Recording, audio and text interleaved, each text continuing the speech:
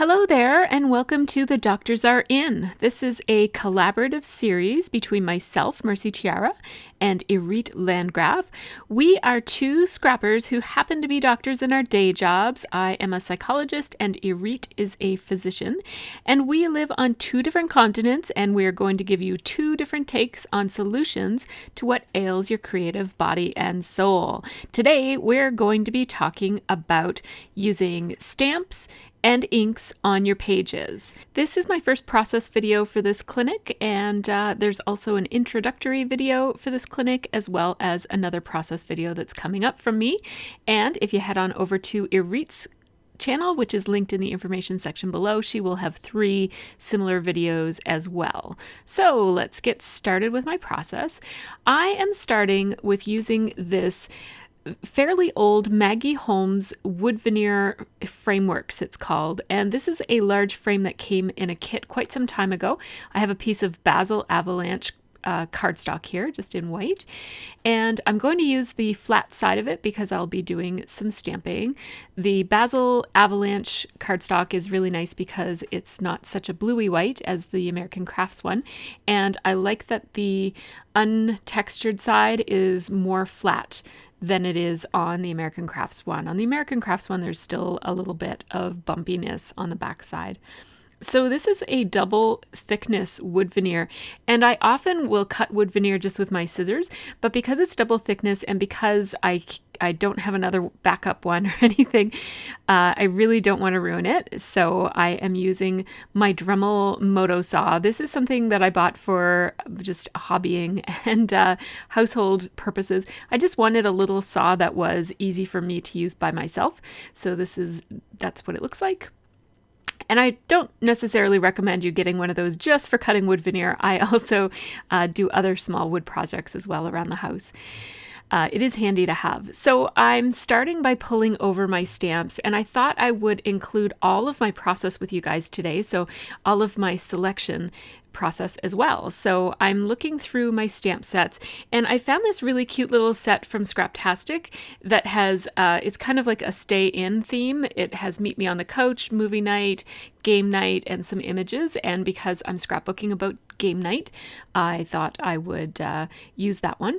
And then I'm having a look through my stamps, and most of my stamp sets are kind of typographic with mostly words and phrases as opposed to images. So these are my scrapbook stamps as opposed to my card making stamps. So I'm just looking through them. I'm looking for anything that I can make some patterns to go inside the holes of that wood veneer. So I'm just looking through, and I'm really not finding a whole lot of what I like. So I thought I'd take a look through my card images as well, in case there might be any images that I could repeat over and over to make a little patterned paper background for my wood veneer heart. And we sometimes drink hot cocoa, so I took out the Love You a Latte set from Lawn Fawn because there are some coffee cups on there that look a little bit like hot cocoa, but I'm not going to end up using them. So I also pulled out some background stamps that I have. Most of these are Hero Arts, I believe, and they're fairly old. So this is that stamp set that is themed with it's kind of like a movie night and game night theme. And because the picture is of game night, I thought that was really cool. The picture was taken on a Friday night, so I thought I might use that Friday stamp. That's a Studio Calico stamp. And then I also have a Stampin' Up! Stamp set out that has some hearts that I thought I might repeat. And I also thought I might use some of those backgrounds.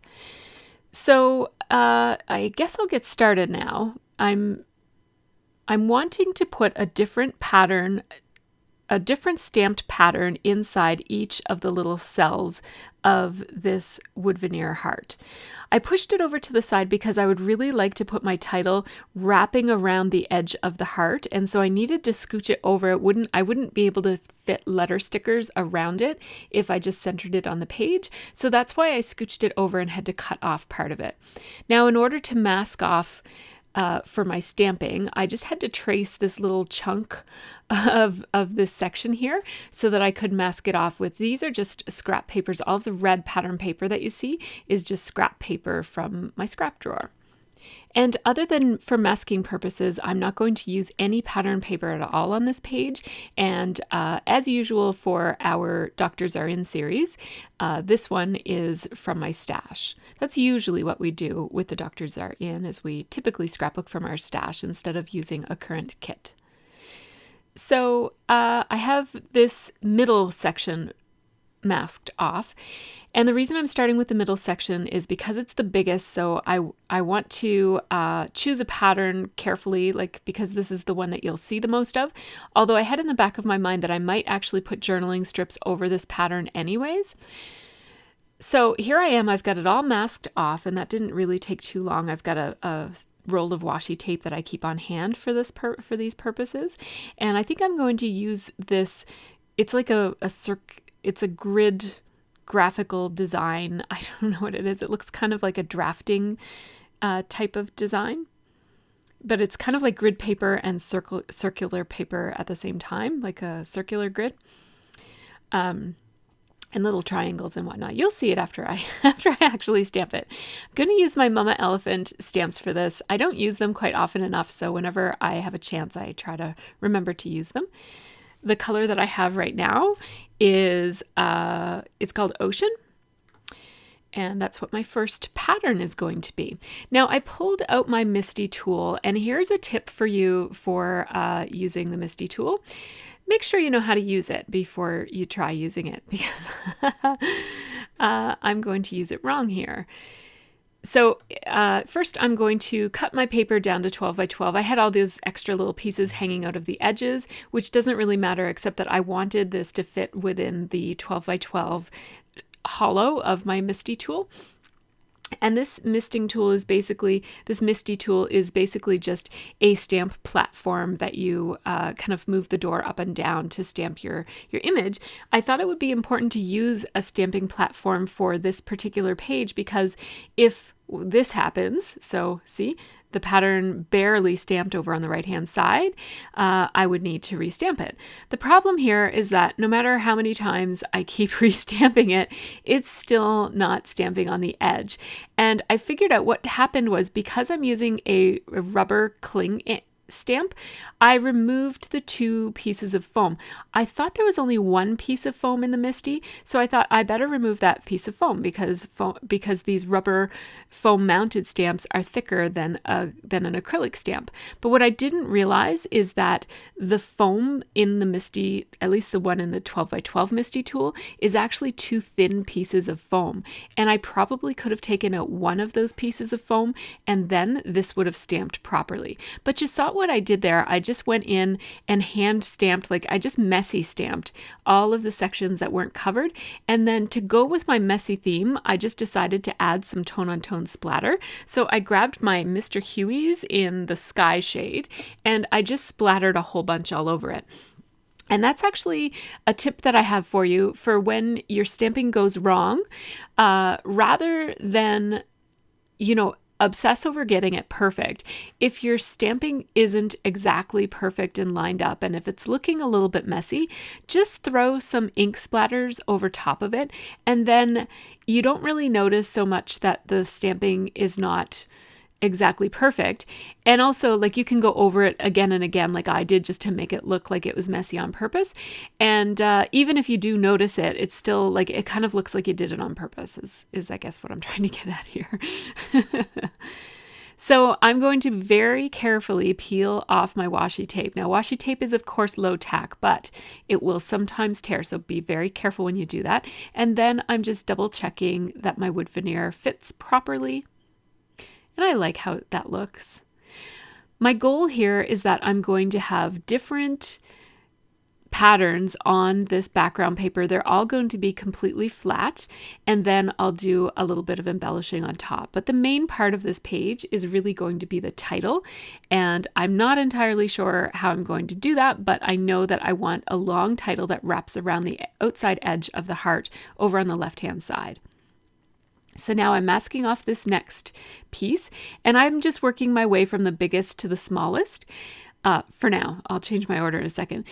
So this is the next biggest cell, and I wanted this Friday pattern. I wanted to make a pattern out of this Friday stamp. It's by Studio Calico and Hero Arts, and it's from maybe 10 years ago or 9 years ago. One of my earlier stamps from when I first started scrapbooking. I love this stamp, and because this picture was taken on a Friday night, I thought that that was good. We don't always, but we often do family game night on Fridays, so it's nice to capture that. It becomes part of the story and the theming of the page, as well as a design. And so I've got my turquoise and I've got red, and at this point I'm kind of just winging it. I hadn't picked a color scheme or anything at this point, but at this point, once I put the turquoise and the red together, I think, well, now I need some yellow, because turquoise, red, and yellow are my very, very favorite color combination. And whenever I have a chance to use it, I always like to use it. And hooray for coming to the end of a roll of washi tape. It's always nice when that happens. I almost never come to the ends of washi tape. So now on this one, I'm going to stamp the dice. So I'm just giving it a little bit of a turn every time I stamp it. I'm making sure that I stamp some of them off the edges so that it looks like a nice pattern that continues under where the wood veneer framing is going to go. So that's very nice. I like the contrast that the black and white gives me in that one kind of smallish cell. And now I want to add yellow to this next cell, but instead of putting a tiny little cell of yellow, I decided to stamp these two side-by-side cells as if they're one and the same. And I mean, really what I should have done at this point was pulled out my stamp platform so that I could get this lined up properly, and also see what happened there. It didn't stamp at all, because what happens is the pattern paper and washi tape all around it is kind of like raised up, and so the paper that I'm stamping on is in a tiny little hollow, which is not good. So I just put a foam mat underneath of my page, and that way when I pressed, there's a little bit of give underneath of the pattern. Underneath of the paper, I mean, sorry. So now again, the stamping on this is not perfect, so I'm just adding some ink splatter to make it look like it's not even supposed to be perfect. And now I'm going to dry it. And while I was doing this, the Treadmill repairman was in the room next door, and he probably thought I was crazy. I saw him peek into the room and see me with my camera pointing down on all these hugely intense lights, and I was doing the heat gun at the time. So he must have heard me and wondered. I don't think he knew anybody was over here, because the Treadmill room is right next door to my scrap room. So anyhow, it was bad news about the Treadmill, because it's going to cost over $1,000 to fix it, and the Treadmill was only $2,000 to begin with, and that was 10 years ago. So if we spend $1,000 to fix it, we will have a 10-year-old Treadmill that we've now spent $3,000 on. So not good. Anyhow, when we come back from Cuba, we'll have to like bite the bullet and get another Treadmill, because it's Canada, and like we can't run outside. I hate running outdoors anyways. I like my treadmill. I know a lot of people hate treadmills, but I like my treadmill because I can watch a video or several while I'm on it. So Scott will go to the gym for now. So I've decided to repeat the same patterns in the same colors instead of trying to come up with different patterns. I thought it would look too mix and matched if I didn't kind of keep repeating the same. So there happens to be enough spaces, especially where I combined the yellow, that I can have exactly two of each. So at this point, the treadmill guy is gone, and I don't have to feel like a crazy person talking to myself and filming myself. And you saw me just take an eraser there and erase some of the lines that weren't that we're showing. And I'm just waiting for the inks to dry to do that. And another tip that I have for you, I'm just going to cut out another mask here. That's what I'm doing. Another tip that I have for you is that if you use pencil lines to show the spaces that you're going to be stamping inside of, keep in mind that as soon as you stamp on it with, especially with pigment ink, like what this Mama Elephant ink is, or chalk ink, and perhaps dye ink as well. I'm not so sure about the dye ink, but as soon as you stamp on that pencil line, it won't erase anymore. So that's important for you to know in terms of those lines. I didn't mind that my lines were showing. I did my best to try to erase them where I could, but they just didn't erase under the ink. And so that's something to just keep in mind.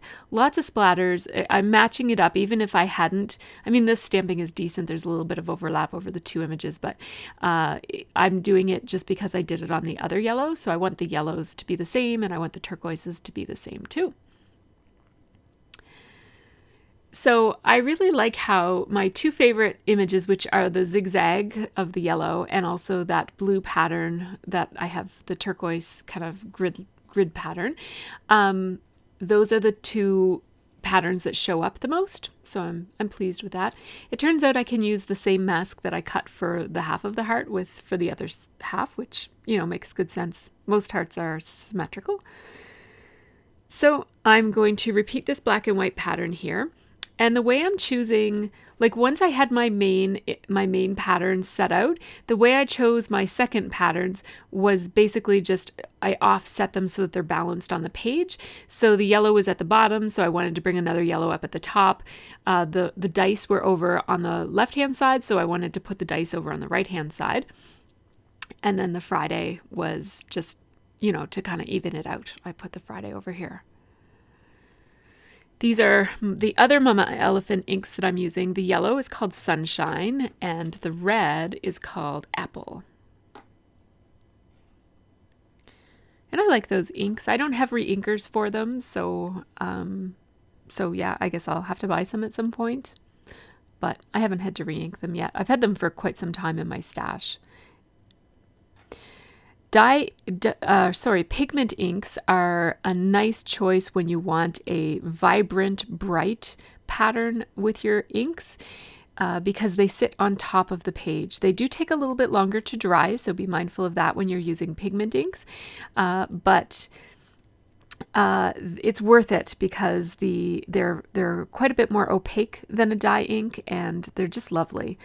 Dye inks, on the other hand, they soak into the page a little bit, and so they tend to be a little bit more translucent or transparent. Oh, look at that. I'm so happy with how that turned out. It doesn't look that great until you put the wood veneer over it, and then you're like, yes, that's what I was looking for.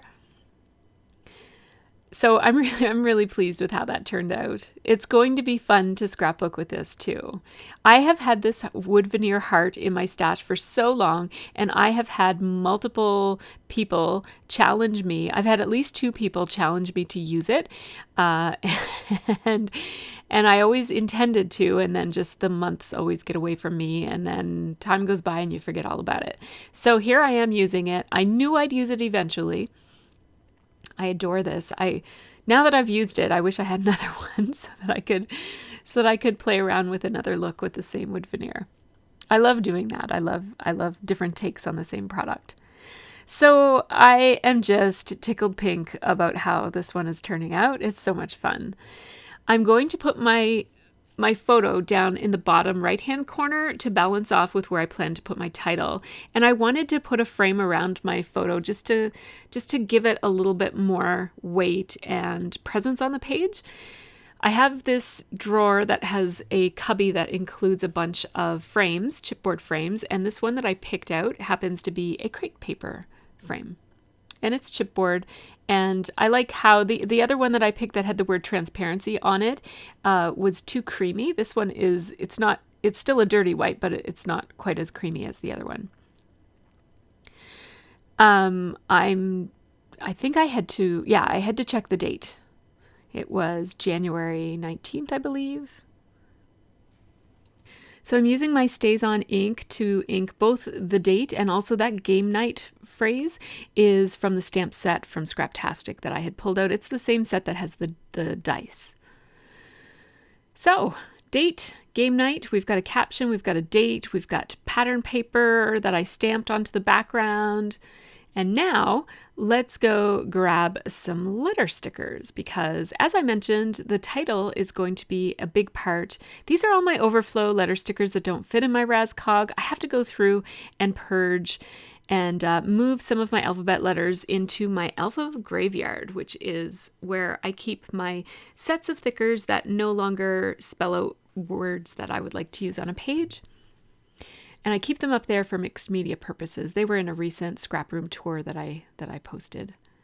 So I'm picking out those 3 favorite colors. I've got words that are red, words that are yellow, and words that are turquoise. I will just grab an assortment of those letter stickers, and then I'll decide from there how I want to spell out the title. And I knew I wanted to use the word taboo in the title because that is the game that we're playing in the photo. I would have loved to have the word taboo be in red because red is my favorite color. It's really bright and it grabs your attention. But it turns out that I didn't have the right letters in those red. I really wanted to use those puffy red stickers. They're very, very old. They might be from Making Memories. If anybody remembers that company. And then these ones are, let me just grab them so I can tell you what they're called. They're Amy Tangerine and they're called Scene. And I chose these ones for the words that I had the most number of words. My brain isn't working right. I'm sorry. So don't say the, and then, so because there's more, I needed more of those, I chose a smaller font for the turquoise. And then I'm spelling out taboo in yellow because I can't spell it out in the red. But I did have enough red to spell out the word words.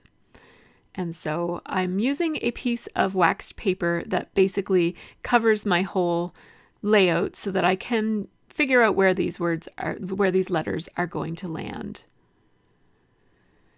And then I'm just taking a capital I and then a dot from one of the smaller I's or something like that. Or maybe it's a capital L. I don't know. I love this. I love the way it turned out. Just in case you didn't know that I loved it, I had to make it really obvious in pantomime. So let's spell out. Let's transfer these words from the wax paper onto the page now. I did use Tombow Mono Multi adhesive to hold my wood veneer down to my page. That's a really nice strong glue, so I don't have to worry about it moving around or anything.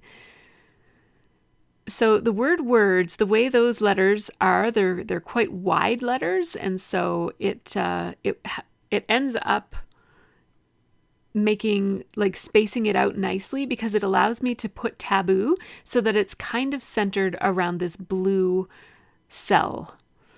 And the blue cell is where my journaling is probably going to go, I'm thinking, as I put this out. And I like the word taboo lining up with that.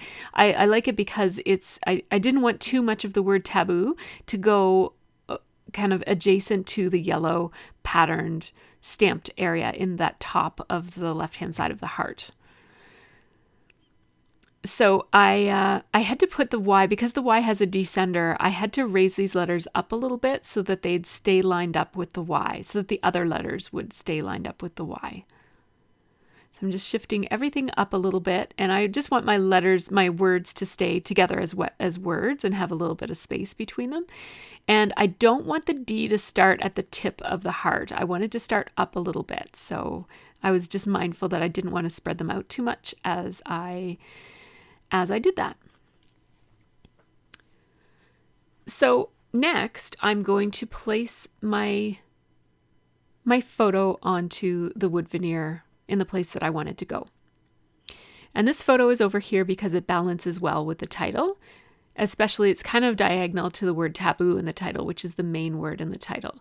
In order to do this, I am using double thickness of Stampin' Up! Dimensional adhesive. And I'm just kind of having a look at where the wood is going to hit that photo and where the photo is going to be basically hanging in space, and in the spaces where it's hanging in space, that's where I put the double adhesive, the double layer of adhesive. I'm doing the same thing here with this frame, and it turns out that all 4 of the corners are not with wood veneer below them, so that gives me a good place to start. And then also the centers of each of the arms of the frame are also not with wood veneer on them. So I'm going to use half pieces because it was just a little bit too hard to line up the whole pieces so that you couldn't see it from the other side. So I'm just going to use half pieces on the midpoints of that frame. This might be a little bit overkill with the adhesive, but I wanted to make sure that it stayed put. So there we go. And one of the things that I really love about how this turned out, that I wasn't really thinking as I designed it, but I really love it now, is how you can see through the gap between the photo and the frame. So here I am looking through my dimensional sticker drawer. And again, I thought I would just share the selection process with you guys where I'm not, sorry about that, where I'm not scrapping from a kit. I thought I would just show you how I go through my stash and pick out what things I want. So that first footage there was me looking through my favorite shapes like stars and hearts and geotags and that sort of thing. I picked some stars and hearts in the colors that I'm looking for. And now I'm just looking through my dimensional sticker drawer and I'm looking for anything. This has like puffy stickers and little things with dimension. I'm looking for anything that has the colors that I'm looking for. And I'm looking at the individual sticker sheets. I'm not looking at the overall color scheme because sometimes there might be like the overall sticker sheet might be the wrong color scheme, but there might be one yellow on there that I could use. So I'm trying to look at the individual items. Now this black and white bow was something that was just stuck to the outside of this embellishment case, and I love it. So I'm just going to put that on the layout too. And what I'm thinking I'm going to do is I will put a little cluster of black and white embellishments around the photo, and then I'll put a small cluster of red embellishments on this piece of red right here beside. And I'm going to tuck that in under the frame, but I just can't do it on the wax paper yet. So I'm just going to leave it there. And then, so I've got these felt stickers that are from My Mind's Eye, I think. And then I don't know where that rubber house is from. It could be from Freckled Fawn. And then I have a button from the Fa La La collection from crepe paper. And these are cute girl stickers, puffy stickers from crepe paper. And I love this little cloud, and it brings some wood veneer into the heart because of course the heart is wood veneer. So that's kind of cute. And I think I'll put a yellow sticker on top of that wood veneer cloud just to kind of pull in yellow. So basically I'm embellishing in a tone on tone kind of a way. So the red pattern paper is going to get some random red embellishments. The blue paper is going to get some random blue embellishments. And the yellow paper is going to get some random yellow embellishments. So there's a little hexagon puffy sticker that I'll put on the cloud just to make that be tone on tone. And now I'll figure out where to put that star a little bit later. So those 3 things will go in the red one. And then I really like how the blue looks there with that little house because it's a stay at home night. Now that sticker isn't going to layer under there because of the foam adhesive on the chipboard frame. So I just cut it so that it looks like it's slipped under. Then I overlap the button with a heart, and I'm basically just trying to make these clusters, and in order to know where to cut the little petals so that they look like they're disappearing under the wood veneer, I just used my marker just to mark where I wanted to cut them off. And there we go. I really love how these tone-on-tone embellishments look, and I just want them to be every here and there because really the title is the main appeal of this layout. The title and really the journaling is going to be the main part of it. Even the photo is not as relevant as the journaling is on this one. And so those exo embellishments are going to be right beside where my journaling is going to go. I decided to use this XOXO banner from the Cute Girl puffy stickers. I love it. I wasn't sure if I was going to put it there, but once I actually thought I would hate it there. And then once I put it there, I was like, ooh, I really like that. So I'm going to leave it there. And it kind of anchors and pulls your eye towards the photo. Now, okay, so I didn't press record when I did this, but basically I lined it up so that I was basically figuring out how much space I had beside the embellishments. And I made these marks on my page that indicated, I think I have about either 1, 2, or 3 lines at this length.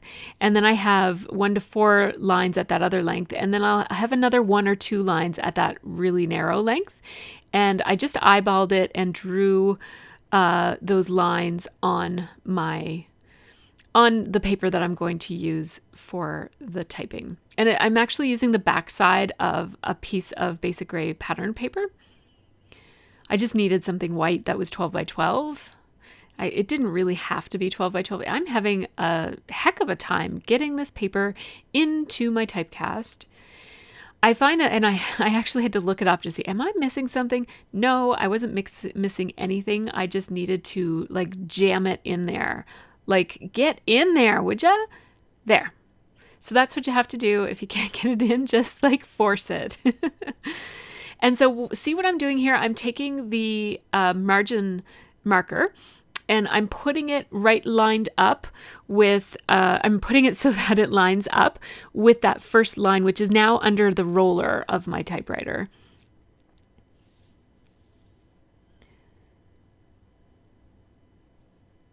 So I hope that makes sense. I'm using my margin settings on my typewriter, which I almost never use, but I'm happy to be using them because they actually make things a lot easier.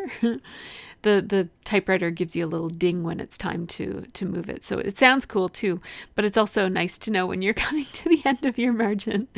I usually just randomly type and randomly change the line and then randomly type again because I'm usually I'm cutting it out, right? So it doesn't really matter. But where I measured these, so now I did 3 lines that went to that first line. So now I need, it says there between 1 and 4 lines that go to that further out line. It looks like it says 14 there, but it says 1-4. And then there's a heavy pencil line right beside it. So I just moved the margin out, the margin marker on my typewriter out so that it's lined up with that, just roughly lined up with that. So now I'm typing some longer lines. I'll tell you what I typed here. It says, this weekend, Nana came to town to teach Liv's Trex group first aid. She arrived Friday night and stayed for supper and then joined the girls and I for game night. Scott was at work, in brackets. We had a blast trying to guess the taboo word without saying any other words on the card. The funniest was when Nana tried to get us to say stew, but couldn't say pot. So she said, you put veggies and meat in a bucket on the stove. And we laughed and laughed. We're not sure we want to have stew at Nana and Papa's ever again because she cooks in a bucket. And then I do have some extra typing. I said something about we also played categories, but we didn't really know how to play the rules. And then I also added this other bit that says the next day Liv took her 8-hour SJA, that's St. John Ambulance, first aid certification. She's proud to now be able to save the rest of us in case of an emergency. So that actually didn't make it onto the page. I didn't know how long I'd need this journaling to be. I didn't really know how much would fit. So here I am now. I'm making the most narrow strips. I mean, the shortest, I guess I should be saying, the shortest strips. And yeah, so whenever I make a mistake on my typewriter, one little tip that I have is I just press the back button and then the right key and then the correct key, and then the back button and the correct key and the back button and the correct key. And eventually the correct key ends up being so heavy that you can't see you can still see that you made a mistake, but it makes it much more legible. I do that a lot when I make mistakes. And when you're using this typewriter, just be careful because or any old-fashioned typewriter, because the apostrophe is above the 8, and to get an exclamation point, you type that same apostrophe and then you backspace and type a period. So it's basically Shift 8 backspace period is how you get a exclamation point. I didn't cut the strip quite narrow enough, so I had to go back with my little trimmer to get a sliver off of the top of it. And I'm just cutting these up and setting them out, and it's becoming apparent to me that I'm not going to need all of this journaling. And so I'm thinking I might make a second page to go side by side with this one that will have the rest of the journaling on it. Maybe it'll be another stamping one that will be part of this weekend clinic for the Doctors Are In. All right, so now I just have to glue these down. I'm using my Tombow Mono Multi adhesive. It has a really fine applicator, not as fine as a fine liner, but like it's not a needle tip, but it's pretty fine. And if you don't press too hard on it, you can get a really fine bead of glue that runs the length of your journaling strips. And what I really like about it is that it dries clear and matte so that you can't, it's not shiny like Glossy Accents is, or like the Stampin' Up! Glue pen is, dries to clear, like to shiny, I mean. And the nice thing about using wet glue for journaling strips is that you can scooch them around a little bit until they dry. So the wet glue just gives you a little bit of wiggle room to be able to pull them around and straighten them out. Whereas if you were to use a tape runner, once they're down, you have to kind of like pull the whole thing up again to reposition it, which is a bit of a pain.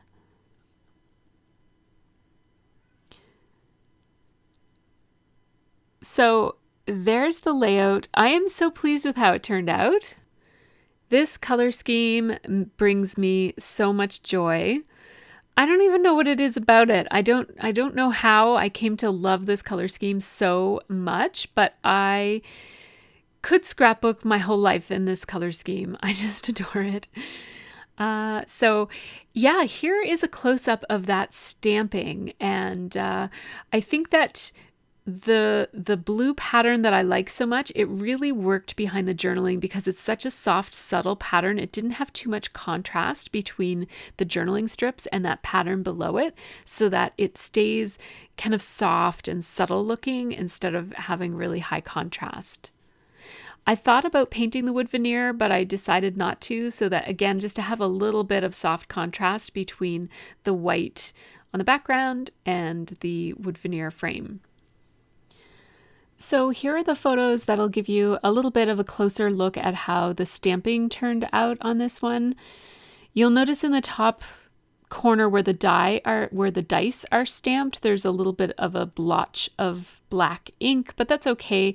I think when you're doing a lot of stamping on a page, you just want to be easy on yourself and allow yourself to make some mistakes. Everything doesn't have to be perfect, and you don't have to start all over again if you make a mistake. Just cover it up with some splotches of ink, or just say, that's okay, I'm going to pretend that's not there.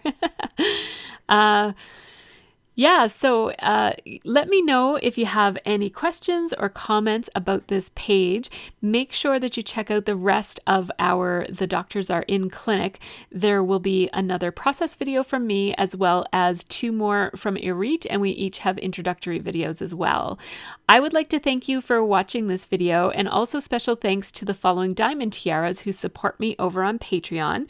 Their support helps me keep on bringing you guys free content to my YouTube channel, so thanks to them. And a big giant thank you to you guys for checking out this video and watching it to the very end. Take care and have a really great scrappy week.